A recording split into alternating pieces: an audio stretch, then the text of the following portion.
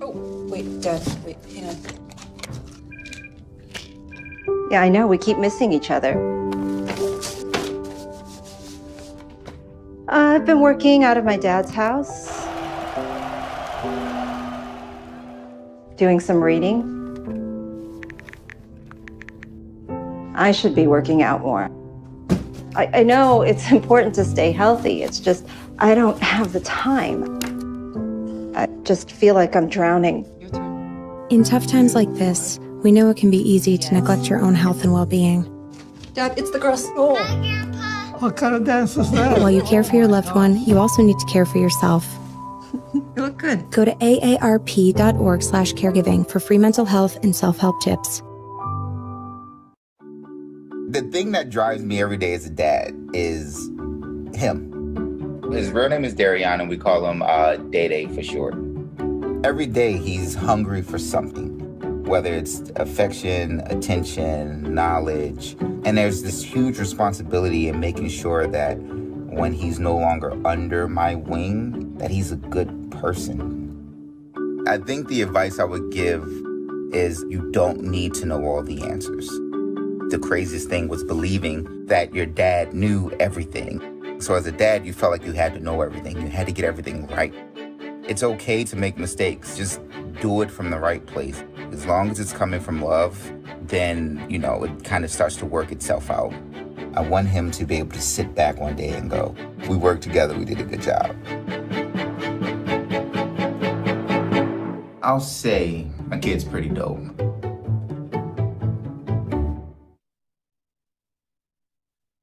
$145 over 92. 180 over 111. 182 over 100. And I had a heart attack and a cardiac arrest. And then a stroke. This is what high blood pressure looks like.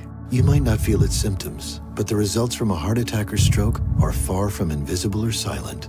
My memory is shot. When I woke up, I couldn't speak. I can't button up a shirt. I can't run. I've had to learn to swallow again. That's the only moments that I have. And I'm 33, so I never see this coming. If I would have followed a treatment plan, I would not be in this situation. Had I done this, had I done that, hell, I messed up. Get back on your plan, or talk with your doctor to create an exercise, diet, and medication plan that works for you. Go to loweryourhbp.org. Head to toe, everything's changed. Head to toe.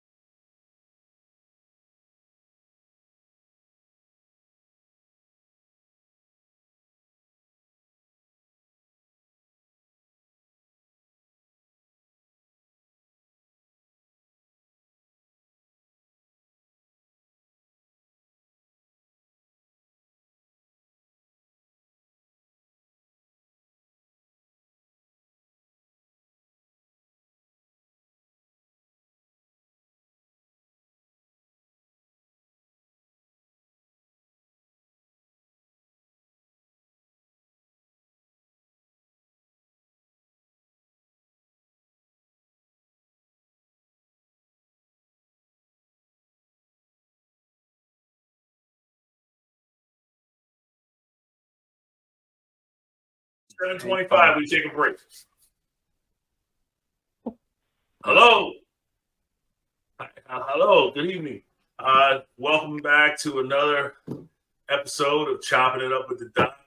I'm Dr. Custis, Kevin Custis. I'm just here today to talk with you about community-based issues or health issues, anything that impacts the health of the community.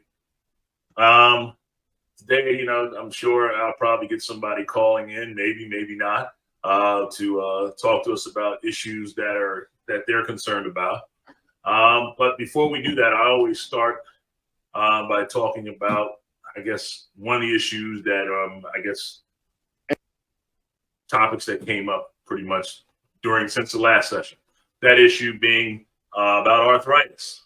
A couple people have called me talking about pain in their joints and what they should do about it. And we're talking mostly about osteoarthritis. Osteoarthritis is when you have the ligaments, especially in the weight-bearing joints, most commonly your knees and your hips, that just the cartilage starts to wear out and bone starts to rub against bone. When the bone starts rubbing against the bone, it creates a lot of inflammatory processes and bone destruction, more cartilage destruction, but more importantly, it starts causing pain and eventually things like immobility. Now, there are lots of treatments that you see, whether you see them on TV at night, whether you hear about them from friends, sometimes the doctors offer you treatments. Treatments can start from things like Tylenol extra strength, ibuprofen, naproxen, Motrin, Advil, any of the common pain medications that you see. And pain can be so severe where you may actually have people on stronger medications such as Percocets or other narcotics to help control their pain. So one of the common things that people are concerned about is, what should I do about this or about the arthritis and the arthritis pain? And the easiest way to help people, I can encourage people to do things, but people will basically tell me when they're ready for the next step. Okay. I think the final step in most processes would be that of joint replacement, knee replacement or hip replacement surgery, which is actually very common. And they do a pretty good job at it. But there are a lot of people out there that are afraid of it, because, face it, we all know somebody, and that's always a problem.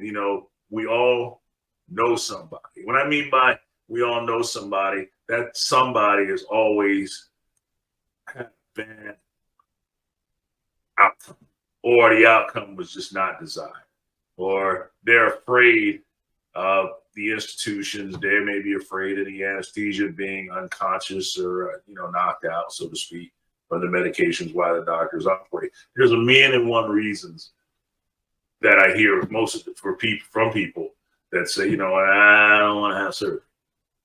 Okay, so let's go back to the beginning a little bit. All right, and I see I got a caller, but you know what? You can bring him in, and then I'll finish, and then I'll start talking with him, and he can come on board. Anyway, how you doing? I'm all right. Give me 1 second. Let me just finish this little thought, and then I'll be right with you. All right. So, okay. The one thing that I always tell people is that, the doctor's going to start you out on some pain meds. Okay. The best thing, one thing about pain is that when it starts, it's hard to turn it off. So you want to try to take the pain medication that you're given on time, on a regular basis. All right. If it's something that requires food, make sure you do that. If it's something that requires anything that helps keep you from getting constipated, make sure you do that to try to keep things, I guess, moving, in the right direction, so to speak.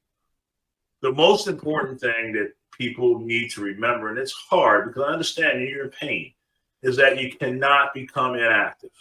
Don't stop moving, okay? You must continue to exercise, some type of exercise.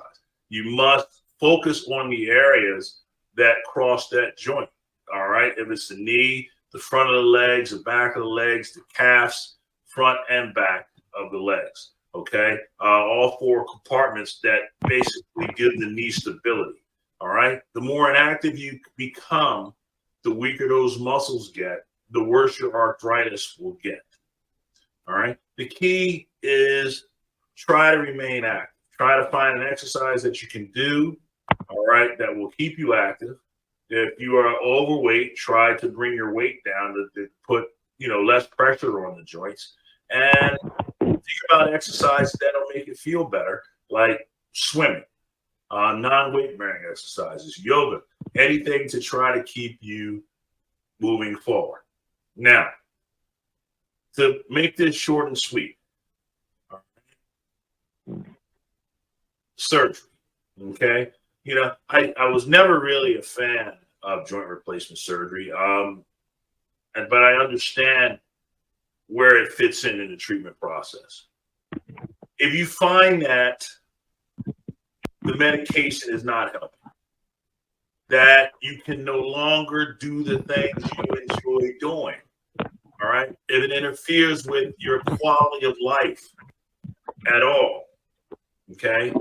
And we call it, or the pain is just intractable, meaning that no matter what you take, narcotics, non-steroidals, it just doesn't seem to work.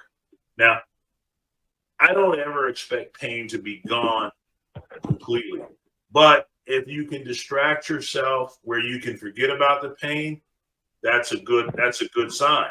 Okay, that means the pain threshold, the pain is better to the point where you can tolerate it and able to function. That's what I mean by that. All right. But if none of that's, if you can't do that, if you decide to go dancing and then you have to sit in the house for 3 days because you can't walk, all right, that's serious.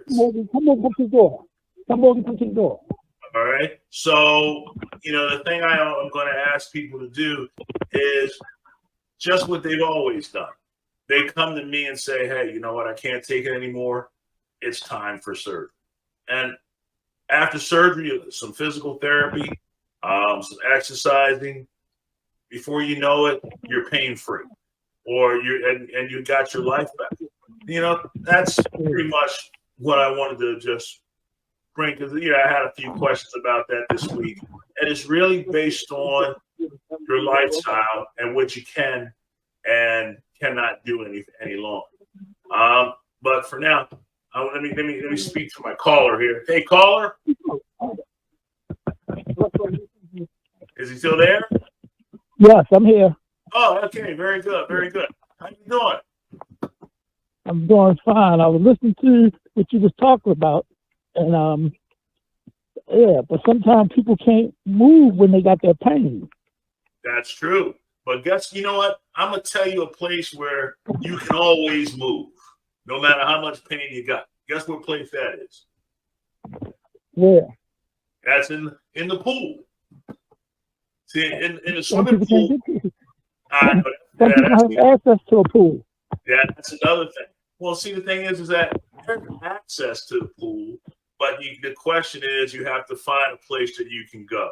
The easiest place that I found for people would be places like the YMCA or some senior centers. Some senior centers have access to swimming pools, and they have the list for people to get in and out of the water, so you don't have to worry about how you're going to get in and out.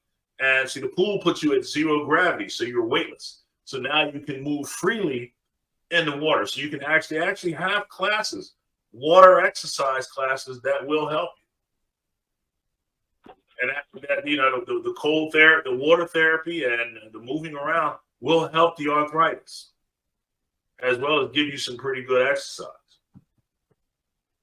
So I know it's a challenge. That's always been the challenge with people with, whether it be your back, your knee, your hip, is getting them up to go to either therapy or participate in some type of exercise. See, the thing is that, to me, the most beneficial part of that is not the actual therapy.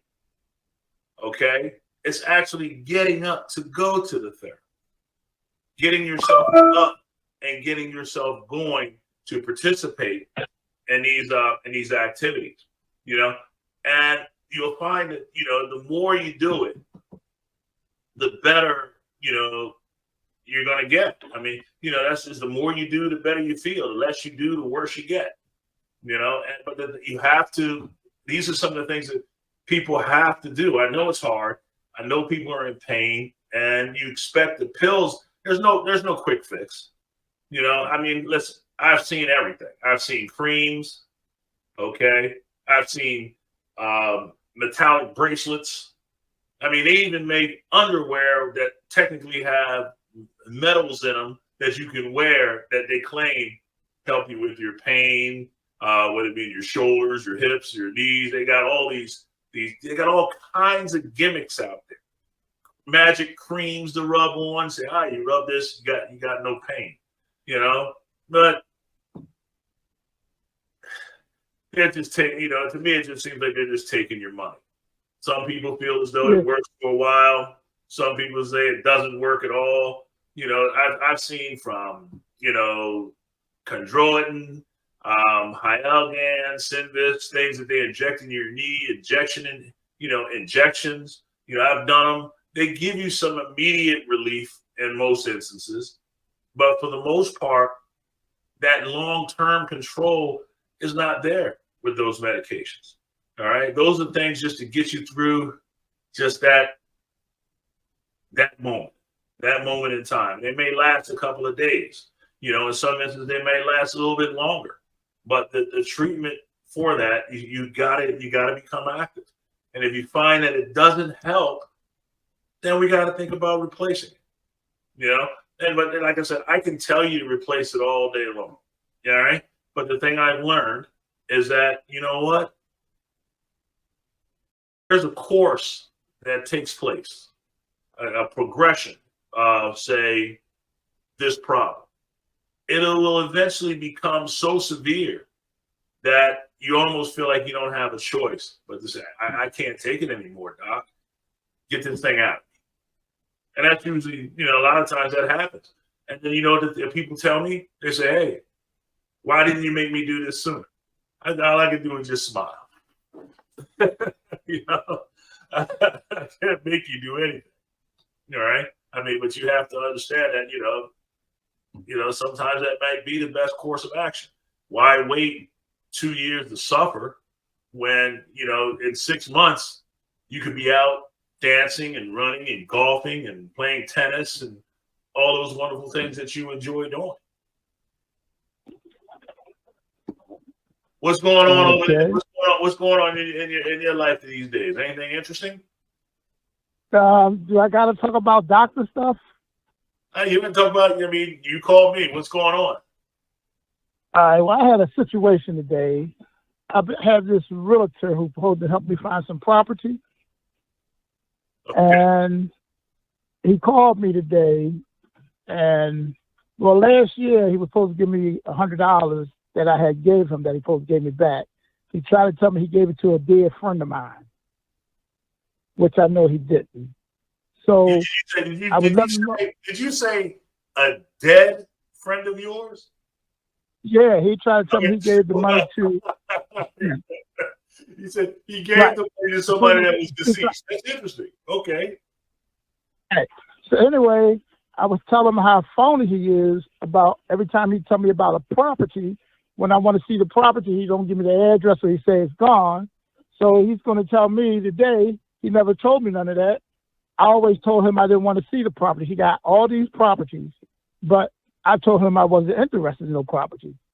Then he told me the property that we were supposed to go into that he told me he sold, he never sold it. did I want to buy that property? Why would I buy a property that's all screwed up for a 4, and I'm going to buy a 4 and going to put 4 into the remodel?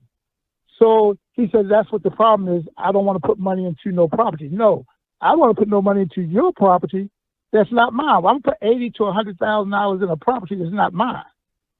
Then he was talking about, well, I can get you a loan. I don't want a loan. You know, the whole thing is, every time I deal with you, you fall a shit. So my whole question is, if you don't have my $100 to me by Friday, I'm coming to your house. And I don't think you will like that. Okay. Then he's going to say, well, let's meet tomorrow at this property. No, I'm not meeting you, because you always say meeting, you never shows up. So you got you getting pretty. It sounds like you're getting a little frustrated and a little angry with this gentleman. Yeah, I'm ready to break him in half and make me feel better. Yeah, you feel. It's normal to feel like, you've been cheated. Right.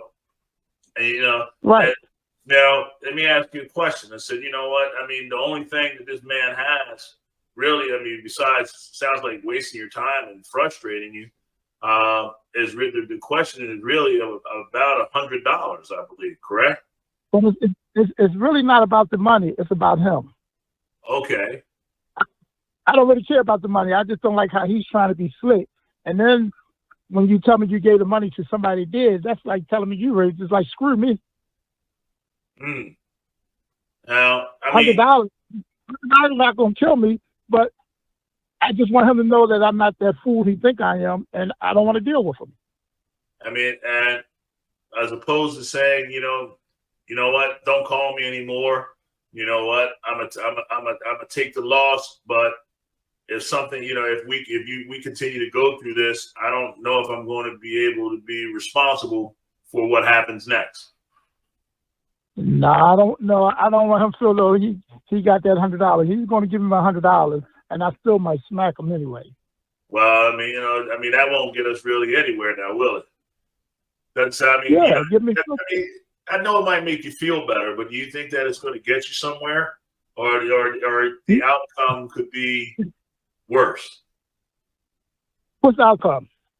Well, let's say you have an altercation with a gentleman like this here. If we think about it, let's just take a minute and just think about it rationally. All right, the man owes you $100. All right, you don't want this man to feel as though that he can just take advantage of you or anyone else and get away with it. Okay, so you go over to him. You don't have he doesn't have your money. You get angry, and then you decide to react, with a physical, so to speak, altercation. Now, with that in mind, let's say you don't mean to hurt him, but you really hurt him by accident. Now you may have some legal repercussions as a result of that. And what I'm asking you, in spite of the $100, the personal feelings that you have as a result of the man taking advantage of you, do you think the legal repercussions behind it is worth $100? When you could just say, you know what, don't call me no more. When you have my money, send it to me. And, that way he knows that you still want your money. When you get my money, send it to me, the same way I sent it to you. But in the meantime, there's no reason for us to ever talk again. It basically cost you $100 to be rid of this man, as opposed to go put your hands on him. All right. And then you have legal issues. Now you got to pay for an attorney. If you accidentally hurt him, you could actually have a lot more problems for $100. If you put it on a scale and weigh it, you might see $100 over here and all the potential problems that I could get on this side. And to say, you know what? Listen, I understand. People, there's no accountability out here, it appears, in the world anymore. And people feel as though that they can just call and rip you off or scam you or take your money, and there's nothing that you can do about it.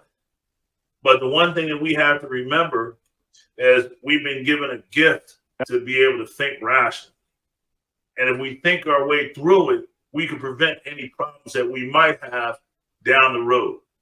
Sometimes, emotions set in, anger sets in, and it kind of clouds our judgment where we can't think very clear. But when we have an opportunity to think about it, before we act, we could probably come up with a better solution. And I think just, telling this man, say, you know what, I want my money. All right. But there's no reason for us to ever talk again. We don't need to have, I just don't like the way you do business. All right. And when you get my money, please send it to me. Whether it comes or not, you basically rid yourself of this man for $100. And I think, by thinking about it, I'm sure you may have a family. You don't want any problems of this.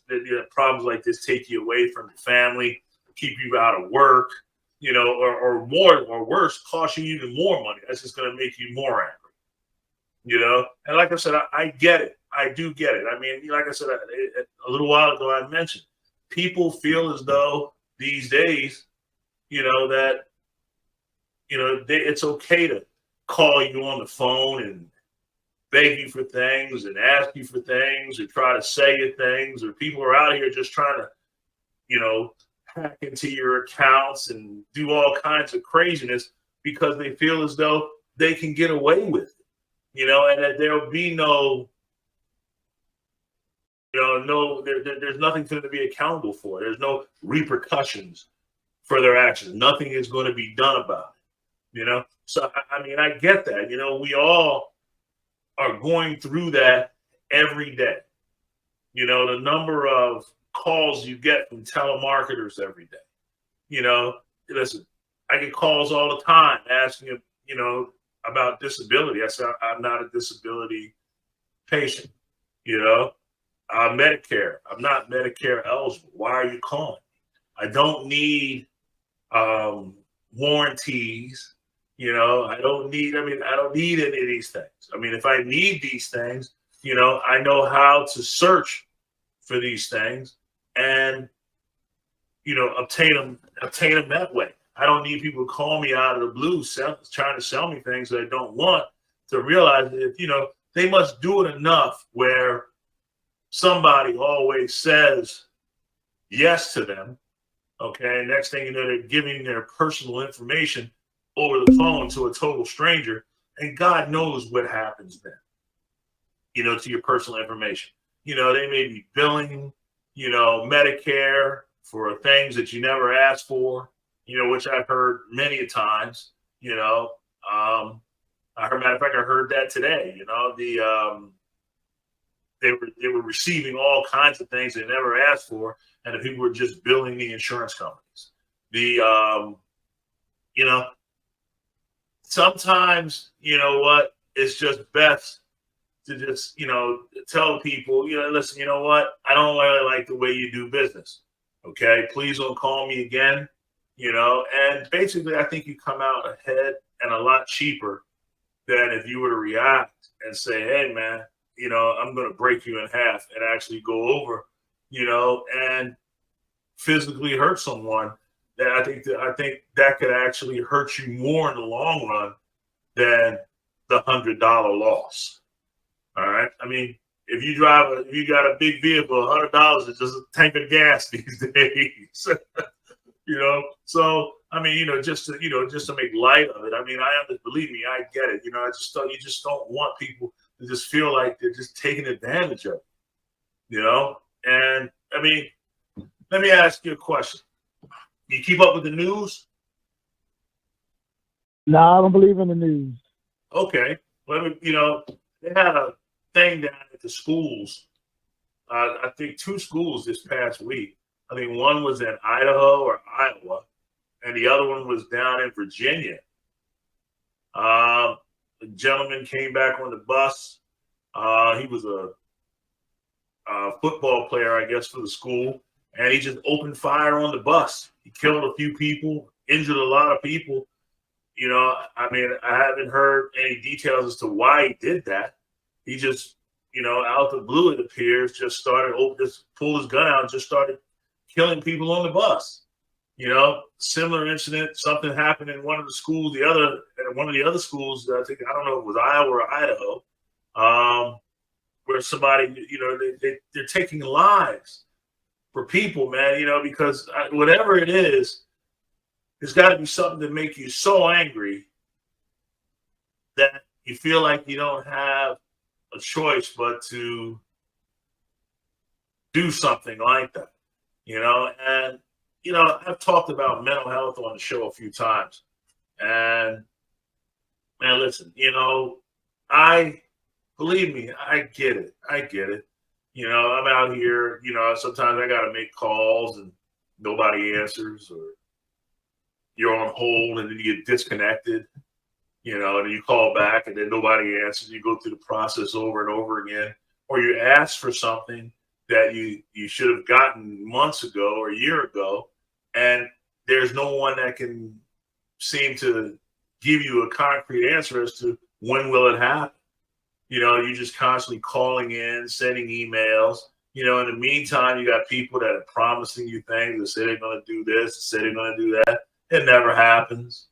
You know, some people are, you know, contractors, you know, trying to get work, and all of a sudden they can't get permits for their jobs because the state departments or the state buildings, or everything is just moving slow. So I said, but you know, these people got bills to pay. You know, why can't they get permits to work if they got work available, but they can't even get that done because, hey, you know, somebody on the other end is holding you up. You know, and when you have things in your life, man, that are going on, and you feel like you don't want to be held up, you need to get these things done, and there's somebody in your way, you know, these things, I mean, to put it in layman's terms, they just piss you off, you know. And listen, you're a human being. You have a right to get angry. You have a right to be pissed off and just say, listen, I had enough of this, you know.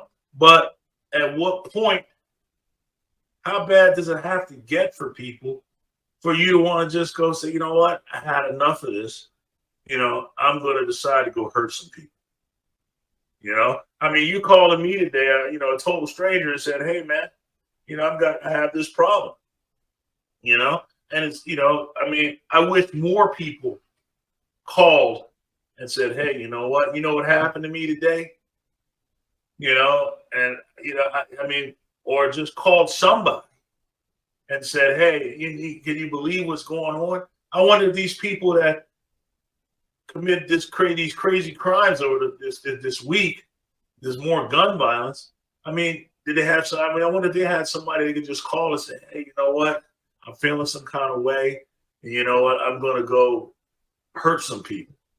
Just to give you an opportunity to say, hey, you know, call somebody and say, hey, listen, go see Joe, go see Johnny. Johnny's about to go do something bad. You know, somebody go put your hands on Johnny and say, hey, Johnny, man, I'm here for you. You don't have to feel that way. You know, and I'm saying to you, man, you don't have to feel that way. You know what? For $100, and I know $100 sometimes is hard to come by. All right. You don't have to create more problems for yourself when it's just easy to tell the man, say, listen, I still want my money. All right. Just so you know, even though you know that you're willing to walk away from it. Okay. As if you're willing to walk away from it, and say, you know what, I want my money. All right. But on the other hand, please don't ever call me again about anything. I don't like the way you do business. All right. But I do want my money. When you get it, send it to me. All right. I'll be expecting it, and leave it. You know, because as soon as you cross the line, it hurts you more than it hurt him. It'll hurt you more than it'll hurt him. You got more to lose than somebody like that. That's craziness. You know, so we want to leave that be, you know, and find something better to do with our time. You know what I'm saying? Yeah. I mean, some people, you know, listen, I get it. You know, there are going to be some situations, man, where you're backed into a corner and you don't have those options. I get that. But when you're not backed into a corner and you have an opportunity to think, let's use that gift that God gave us, man, the ability to think and rationalize and say, you know what? We don't need this headache. Man, listen, I don't know about you, but we got enough headaches out here to deal with. And if anytime we can get rid of one and sleep good at night, it's a beautiful thing. Maybe I'll just check my phone number. Huh? Maybe I'll just change my phone number. Then he ain't got to call me. There you go. I mean, it's something simple. Change your number or just tell him, you know, no reason for you to call me again. You know, just, you know, send me my money when you got it. Send me my money. I want my money, but you know what? I don't like the way you do business. You know, listen, I mean, we're grown. You know, we got really nothing to prove out here. You know, so listen, you know what? If you need it that bad, when you feel like you got to rob me, you need it more than I do. I mean, any way you got to justify to keep you from doing something irrational. You know, just stay in your lane, push them off to the side, and be done with them. You know, people like that, listen, you know, unfortunately, you know, they reap what they sow. You know, it's just a matter of time.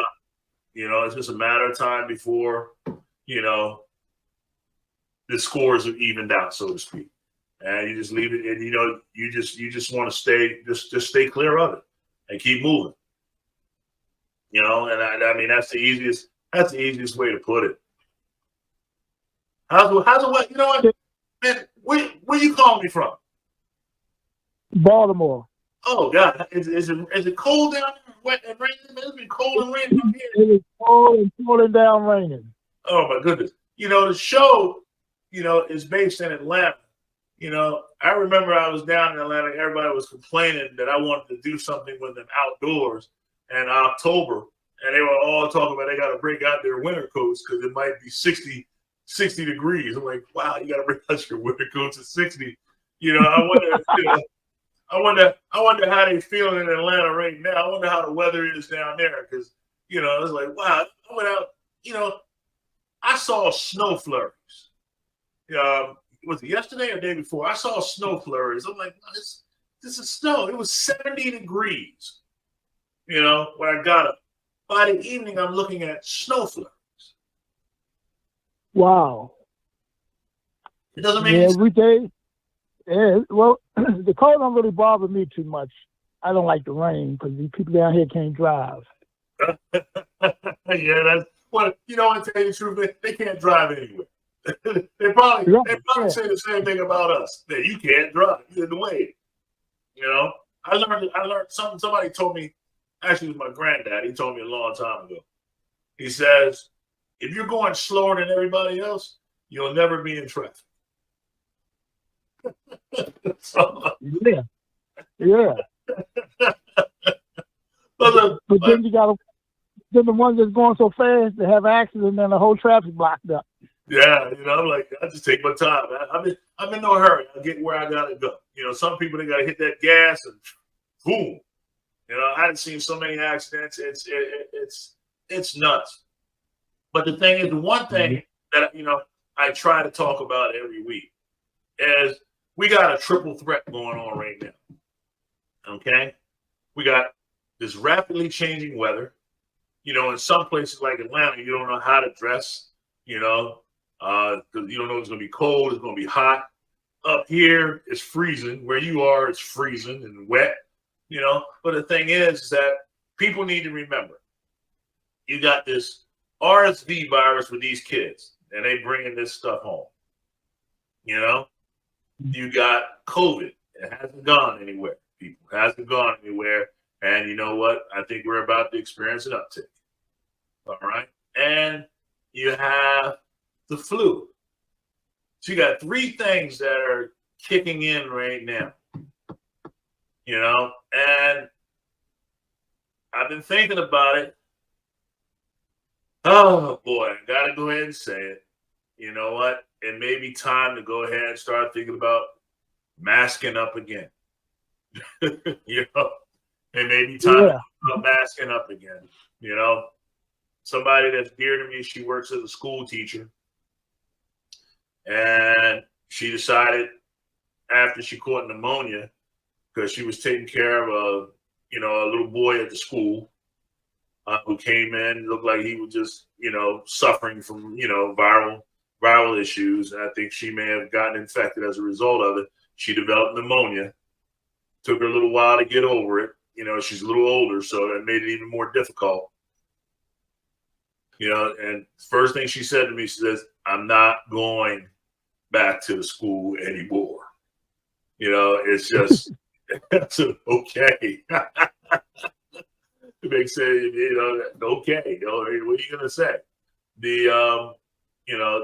It's maybe time to mask up again, for those people that are working on the front line in schools, dealing with the children, the hospital. I mean, the rate of admissions for the pediatrics is way up. Last I heard was 78% of beds were taken up by kids, which is a lot of children that are sick. And they're in a hospital, they're really sick. This is not including the number of kids that are probably sick at home or in school. Yeah. The flu is coming. I got to go get my own flu shot. I don't know how you feel about vaccines, but listen. You ain't getting no more shots for nothing. You know what? I'm going to tell you something. Corona, and my whole body been torn up ever since. Yeah, but you know what, though? We have to think about prevention. How do we keep these things away? Sometimes, something that we don't like to do may be the thing that we need to do to keep us safe. Nothing we can do about respiratory syncytial virus, RSV virus. Okay. COVID is here. I mean, you've been vaccinated. Sounds like I got my shots. It's time for another booster soon. And, I got to go get the flu shot. And, listen, I'm saying this to encourage everyone that's listening to go get your flu shots. Okay.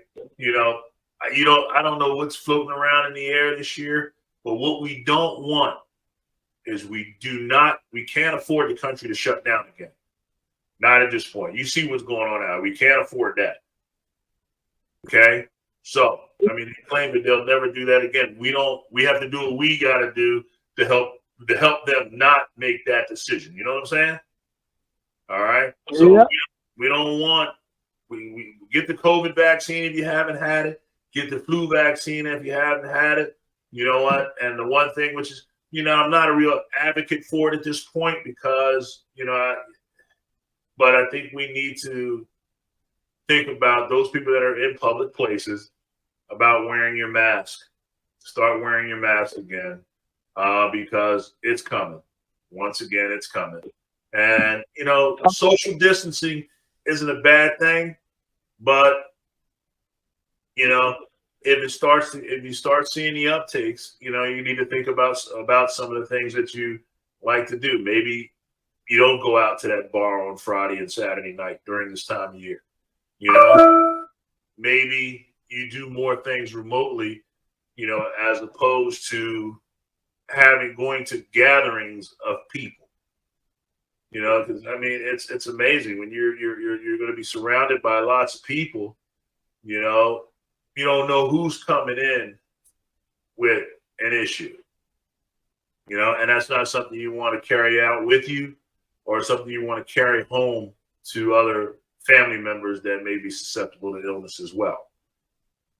We got to take care of ourselves. And, last week I talked about it. Keep these things clean. These things meaning your hands. Take care of your hands. Keep them clean. Wash them, wash them, wash them. You can't wash your hands enough before you eat anything. If you're not near soap and water, use the sanitizers. If your hands are soiled because you've been working with something or touched something, wait until you can find a place that physically put soap and water on your hands. You know, I'm not a fan of sanitizers. I mean, they're good, you know, when your hands are, I guess, what they call semi-clean, so to speak. All right. But, you know, if you've been touching stuff, wash your hands. Wash your hands. Some people will tell you that, you know, the hand sanitizer will take care of everything that's out there. You know, to me, it just seems like you're just moving the dirt around, so to speak, or the germs around. You know, it's like, okay, it evaporates. So did the germs evaporate with it? You know what I'm saying? So wash, you know, when you get a chance, wash your hands as often as you can. Other than that, you know, that's, you know, pretty much what's going on. How's the climate down there where you are with the people? How are people acting down there? They're all right? No, they're all sick. All the cities, our politics screw the whole city up. But we just had elections. Then we had, I mean, how did the people in Maryland fare with the elections? I mean, the elections, I mean, everybody they want is in there fine, but I want to see the difference. I voted for governor. I voted for, what else? I voted for the governor and the conference. I voted for two people. All that other stuff, them questions, I didn't answer. Okay. Because I don't want them to tell me later on that I agreed or disagreed. I don't care if marijuana legal. I don't care if marijuana not legal. I don't care if people can only be in the office for 2 years and then have to go somewhere else. They're all crooks. They can go somewhere else and have the same thing they did in another place. No, we need a day where we can do a purge. You know what the purge is, right? Oh, no. Purge where you can your politics if they don't do right, and then I guarantee this country be run good. And now they got that nut talking about running for president again. We really gonna be screwed up. Oh no! Oh he's man! wanting people not to run against him. What kind of stuff is that? And you supposed to be a president, and you threaten people not to run against you. Well, you know what? Listen, the world has had so much of him in the news at this point in time. You know, I can't tell you what the outcome's going to be of that. You know, it's amazing how some people can get away with just about anything. You know, yeah. You know, it's amazing how some people can't get away with anything at all. And, you know, some people get slaps on the wrist, and some people, you know, really get the maximum penalties allowed. Yeah, like in Baltimore, you got the squeezy guys. They're beating up people when they don't give them no money. If you open your wallet, they snatch your wallet. The police sit there and watch and say they can't leave. If they leave to come over and help you, they get charged with leaving their post. And you got the dirt bikes riding up and down the street, popping wheelies, blocking traffic, and they telling you you have to wait till they go through because if you hit them, they're going to charge you. You know, so the criminals are looking out for the criminals. So the politics look out for the criminals, and the good people suffer. Wow. You know, and that once again, there's a lot, like I said, there are a lot of reasons out here to be angry. And that's easily a couple of them right there. You know, you pull up to a corner and a squeegee guy comes over and you don't want to do the squeegee thing and he gets angry and, like you say, throws something at you, want to fight you, you know, try to snatch your money and, you know, and there's no, you know, some people just don't feel as though they're protected by, you know, the legal system or the law anymore. You know, and that's gonna make you feel some kind of way. That once again, I said, like I talked about it earlier. It just seems like there's no accountability for anything. It appears, you know, they've decriminalized so many things, you know, and people feel as though they could just get away with anything, you know, say anything to you, do anything to you, and nothing happens. The only time you see that the world is listening is when you get reactions that are so far left or drastic, you know, and then people say, well, why did he do that? You know, why did he do that? You know, but then, you know, you wonder what was the course that this man went through? What was the chain of events that led to that day where he just went off? Or it could be just a man, or it could be a woman. Okay, you know, how many times did somebody step on him or pushing and pushing and pushing and pushing? You know, and that, you know, you get, after a while, you just get tired of getting pushed around. And I get it, you know, but, you know, and the thing is that there's no one out here that wants to help. You know, they don't, I mean, everybody, it's like everybody's afraid of everybody. I mean, you know, you got issues with the criminals. The legal system can't penalize the criminals. The law enforcement can't lock up criminals, you know, and, you know, so it's like, wow. I mean, you know, they can't, it's like, okay, so why are we here? What are we doing? You know, and, you know, right. You're going to have I don't mean to cut you off. I want to explain something to you. Baltimore City, let me tell you how it's been. Baltimore City sit here and they tell people that if you have a problem, call the police. When you call the police tell the people who you called on, who called on. Okay? So you don't feel safe then. Then you get this new commissioner and you get the deputy commissioner. The deputy commissioner and his wife go somewhere. They get robbed. They take his gun from him. So how are you going to protect me? You can't protect yourself. Then you got him out here taking the police cars when the police get out the car, carjacking the police, taking the police out the car and take their car. You know what they say? Well, the officer shouldn't have been in that area. Okay. That's, I mean, he's public safety. He should be anywhere where he needs to make sure people are safe. But how can you protect me and you can't protect yourself? That's, you know, and, you know, it's from the people I've talked to, a lot of people are experiencing that kind of, you know, just sense of hopelessness or helplessness, you know, because there's no one there that's protecting you, so to speak. You kind of have to fend for self. You know, let me ask you this here. Let me ask you a question on your thoughts. You know, I asked somebody the other day, and I've been thinking about it. I said, but if the cities and urban areas are having issues of security, are having issues with increasing crime, all right, having issues where there's just not enough policing going on because manpower issues, economic issues. I mean, I can think of 1,000 things that could prevent that. Then why not use your National Guard?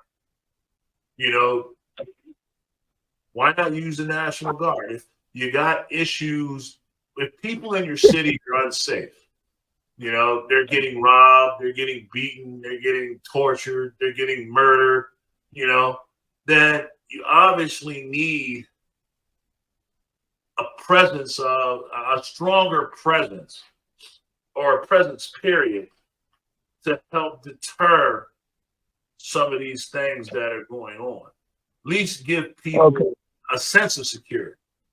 You know, I mean, go ahead. Let me answer that. You remember when Baltimore had a big riot and they brought the National Guards in? I remember that. Okay. The National Guards, the guns was bigger than the National Guards, and the people still walked over them. So if you're gonna bring the National Guards in, at least bring one ain't scared of the people. Yeah, that's an issue, you know. I mean, I know there are probably a lot of issues, but you know the thing is that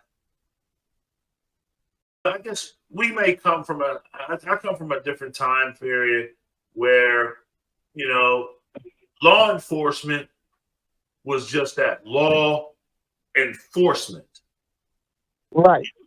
You know, not, you know, just law and order, but law enforcement. And enforcement means just that. We are going to enforce the law on you if you do not comply. Now I know there are instances where they can be overzealous, meaning they're excessive. Okay, I get that, and there have been lots of issues, recently with brutality and excessive force. Okay, that's not police. That's not police. Huh? What did you consider excessive force? Well, excessive force is much as that person gives you. What I mean by excessive, I'm thinking about some of the things that have happened to people like George Floyd. Where the police, you follow what I'm saying? That's different.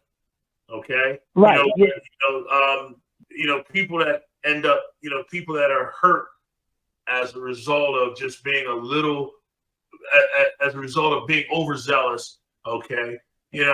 That's not necessary. If you're there to subdue someone, to stop them from committing a crime, that's one thing. But if you're there to hurt someone because you're angry, then you're not policing. I mean, once you have custody and they're no longer a threat to you or anyone around you, okay, then you remove the person from the environment and you deal with the legal system at that point. You all right? But if they're no longer a threat to you or their surroundings, then there should be no longer, force is not something that should be that should continue, so to speak. You follow what I'm saying to you? So like I said, law enforcement is that I will enforce the law on you to keep you from committing any further acts that are going to hurt someone. Okay? Plain and simple. Not, so if there are crimes being committed and people and your enforcement officers, your law enforcement officers are not stopping it because they feel as though, but it could be a million and one reason. One is, once again, the legal system. Okay? Yes, I had to stop him. And in the process of stopping him, I may have hurt him. Okay? But in the process, I mean, it's there's a gray area. All right. And listen, I'm for the people, and I know that people say, there are issues where, people in the urban cities, minorities and people of color are treated one way compared to other people. I understand that. Okay. But I do understand that, sometimes you have to be a little aggressive to make someone stop what they're doing. All right. Right. You don't have to, I hear about the gunshots. You don't have to shoot to kill people. You can shoot them in the arm. You can shoot them in the leg. Okay. All right. So but they train to shoot to kill, because if you wounded them, they charge you with excessive force. They train you to shoot to kill. Yeah, but why? We're not. I don't know, but we're not. They train you in the academy to shoot to kill, because if you don't kill them, you got to take care of them, and then they'll turn around and charge you with excessive force. I remember there was the person in Florida said that. I mean, I don't know if it was a sheriff or something. Yeah. He actually said that on the news. Now we got to take care of him. I was like, wow. He said, if people had come to my class on Saturdays, he said this on the news. If people had come to take his class on Saturdays, this wouldn't have happened. It's like, wow. I mean, the thing is that's poor training. Think about that. What you're saying, that's poor training. Shoot to kill. You're not. I mean, I understand that they consider some of these urban cities war zones. I get it. All right. Listen, I live in this world just like everyone else. I get that. But the thing is that you're not. You're not. It's not war. These are war. United States citizens, regardless of what they're doing, they're citizens. All right, you're not at war. Okay, the thing is, your job is to stop them from hurting other people. protect yourself and protect others. I get it. Okay. But once again, I said, you know what? You don't be so quick to end the life of another person, as opposed to just saying, Right. you know, let me stop you. Okay. And then allow the courts. Listen, I understand there's a lot of economic things and a lot of political things, and, one way may be easier than the others, okay, because there's so many political and economic things. But the thing is that, we got to learn to be decent people, man.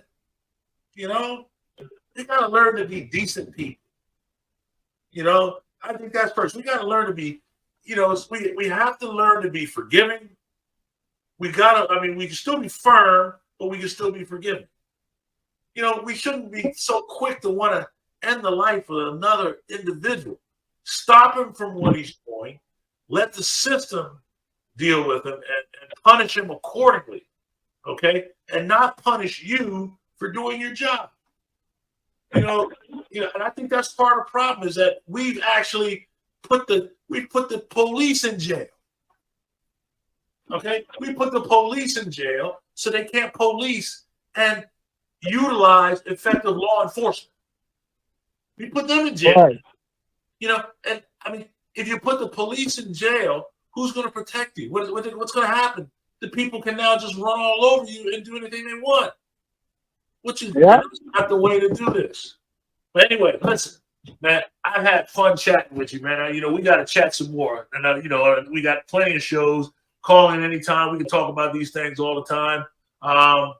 But in the meantime, because our time is up, we got to say goodnight, unfortunately. But listen, you can call next week after. It doesn't matter. We can talk some more. In the meantime, like I said, thanks for calling. And for all my listeners out there, once again, thanks for tuning in. And you guys be safe. Next week, we're getting ready for the Thanksgiving holiday. Travel safe, please. Be safe in your travels. Remember, there are people out on the road that may not be thinking about you. They may have been out partying a little bit too much, had too much to drink. Be careful. Be alert. Watch out for people that are, unfortunately preying on you because it is the Christmas shopping season. You're out there shopping. Be careful where you're flashing your money and your credit cards, and even be careful with some of the things that you're buying. You just got to be certain that nobody is watching you. I just want you to be safe. Okay, be safe. And until the next time, this is Chopping It Up with the Doc. Everybody have a blessed and wonderful evening. Good night. Good night.